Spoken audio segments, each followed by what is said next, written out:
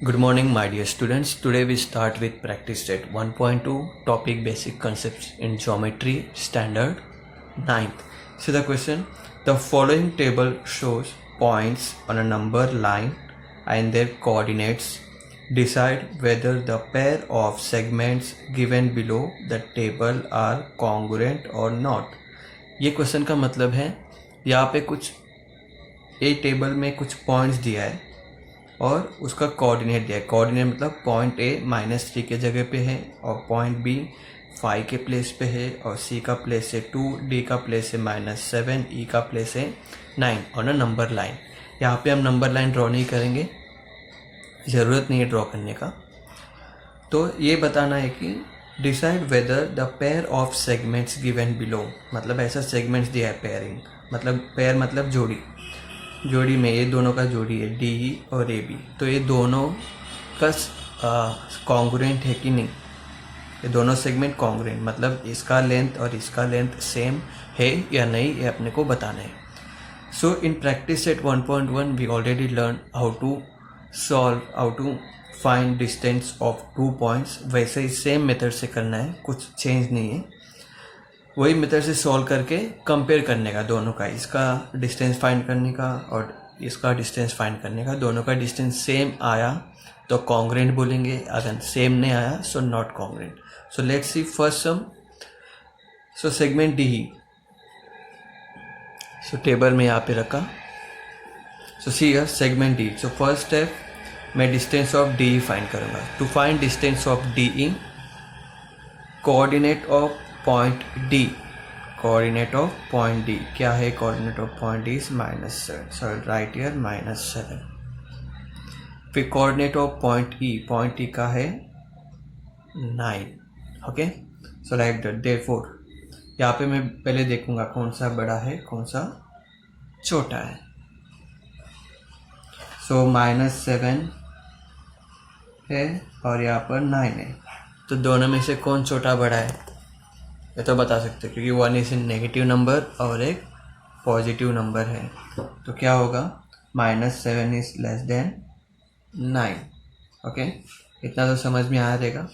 अभी इसके बाद करना क्या है, ये यहाँ पे मैंने फॉर्मूला लिखा है. फॉर्मूला ऑलरेडी हमने 1.1 में देखे थे, है ना. So distance of D is equals to greater coordinate minus smaller coordinate. तो ग्रेटर कोऑर्डिनेट 9 है और स्मॉलर कोऑर्डिनेट -7 है. सो ग्रेटर कोऑर्डिनेट की जगह पे मैं लिखूंगा -9 और यहाँ पर माइनस है तो माइनस, स्मॉलर कोऑर्डिनेट की जगह पे मैं लिखूंगा -7. Okay, so this 9 and this minus bracket minus, इसका मतलब होता है माइनस ब्रैकेट. मैथ्स में ब्रैकेट का मतलब क्या होता है? Multiply.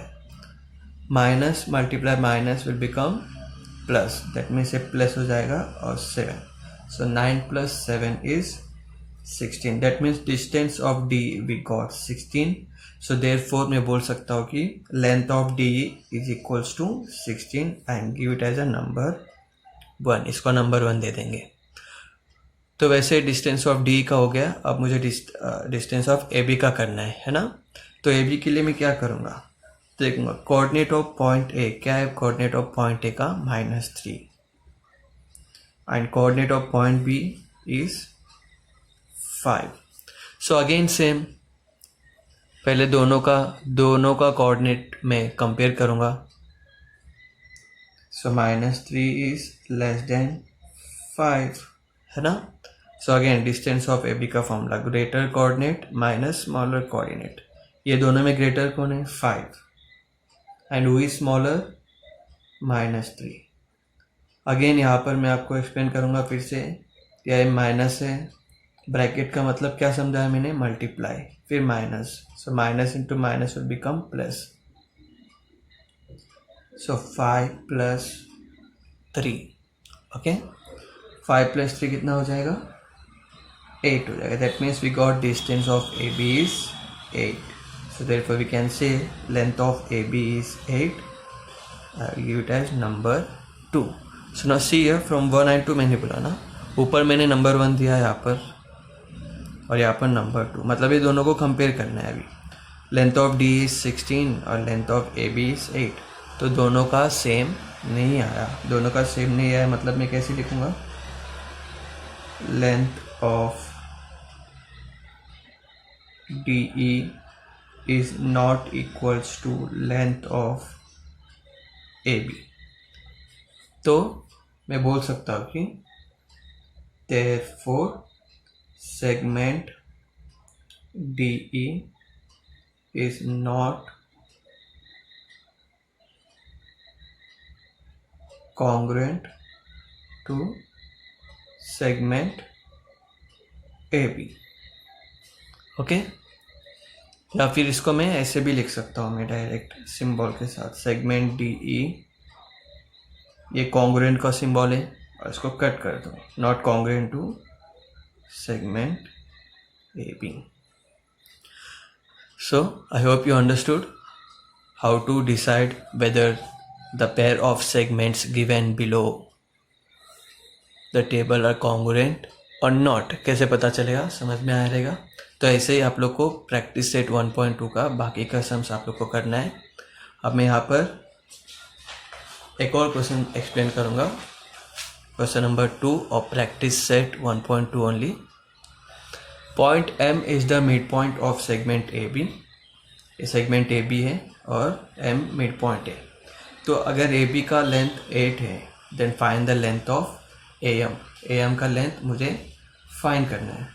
So as per the question I will draw the figure. Solution start किया, सॉल्यूशन में गिवन में मैंने लिखा M is the mid point of segment AB। तो सेगमेंट AB मैंने ड्रॉ किया, M is the mid point मतलब एकदम मिडिल में M रहेगा। और मिड पॉइंट क्या बोलता है, मिड पॉइंट क्या करता है, सेगमेंट को 2 इक्वल पार्ट्स में डिवाइड करता है। 2 इक्वल पार्ट्स मतलब अभी AM is equals to MB, मतलब AM का लेंथ और MB का लेंथ सेम हो जाएगा। Okay, so midpoint, by midpoint formula we can say that length of AM is equals to half of length of AB। Okay, तो अब यहाँ पर AM का फाइंड करना है, तो AM का मिलेगा तो अपने को MB का भी मिल जाएगा ऑटोमेटिकली। ओके, सो देयरफॉर ये फॉर्मूला है मिड पॉइंट का फॉर्मूला। ओके, मतलब AM आधा रहेगा AB का। अगर कभी कभी क्वेश्चन उल्टा भी पूछ सकते हैं, जैसे कि AM का वैल्यू दिया रहेगा, मतलब इतना आधा वैल्यू दिया रहेगा और बोलेंगे कि AB का लेंथ फाइंड करो, तो वो तो ईजी है ना। अगर AM का दिया और मुझे AB का फाइंड करना है तो क्या करना पड़ेगा, सिंपली डबल करना पड़ेगा, मतलब 2 से मल्टीप्लाई करना पड़ेगा। तो 1/2 multiply by length of AB। Length of AB कितना दिया है, 8।